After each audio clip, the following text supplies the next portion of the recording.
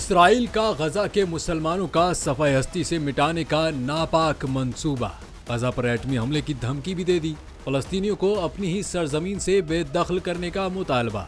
Israeli वजीर सकाफत उमूर अमीचाई L हायून ने कहा कि हो सकता है कि गजा खाली कराने के लिए एटम बम गिरा देंगे। इसराइली वजीर ने मजीद कहा कि फलस्तीनी इफरीत हैं, आयरलैंड या सहराओं में चले जाए। हमास हो या फलस्तीनी जमीन पर कबूल नहीं कर सकते। इसराइली वजीर के इस बयान ने दुनिया भर में हंगामा बर्पा कर रखा है। इस बयान के बाद दुनिया भर से रद्दमल सामने आया। इसराइली अपोजिशन ने भी वजीर को काबीना से निकालने का मुतालबा किया, लेकिन इस बार इसराइली वज़ीर आज़म ने इसराइली इंतहा पसंद वजीर की जानिब से दिए गए इन इश्तियाल अंगेज बयानात के बाद इसे अगले नोटिस तक काम से मुअत्तल कर दिया।